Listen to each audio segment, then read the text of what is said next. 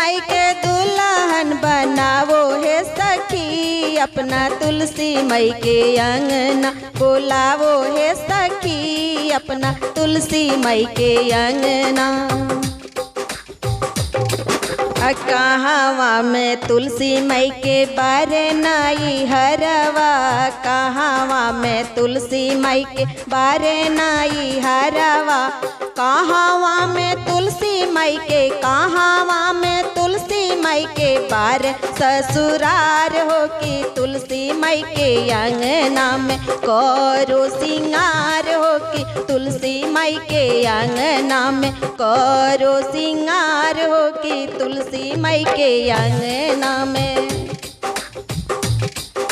वृंदावन में तुलसी माई के बारे नाई हरवा, वृंदावन में तुलसी माई के बारे नाई हरवा, बारे नाई हरवा हो बारे नाई हरवा।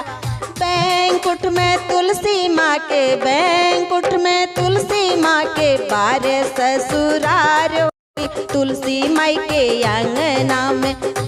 हमरा तुलसी माई के अंगना में करो सिंगार हो कि तुलसी माई के अंगना में करो सिंगार हो कि तुलसी माई के अंगना में।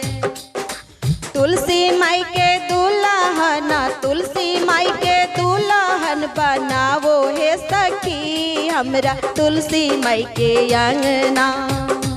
हमरा तुलसी माई के आंगना बुलावो हे सखी, हमरा तुलसी माई के आंगना बुलावो हे सखी, हमरा तुलसी माई के आंगना।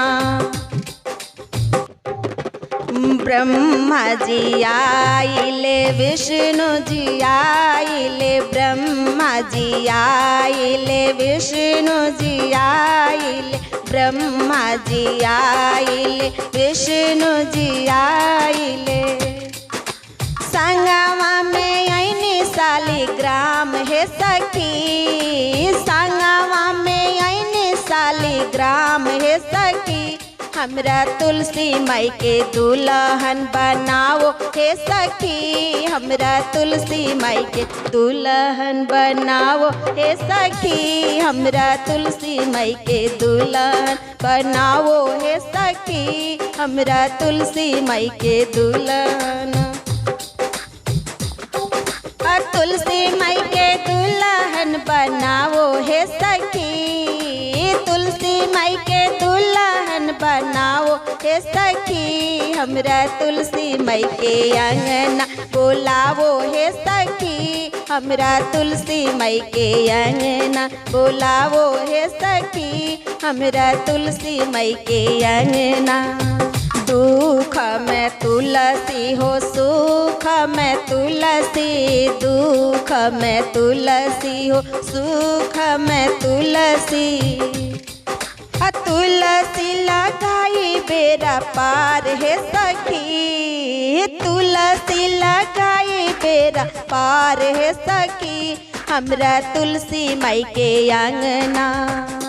हमरा तुलसी माई के आंगना लगावो हे सखी, हमरा तुलसी माई के आंगना लगावो हे सखी, हमरा तुलसी माई के आंगना।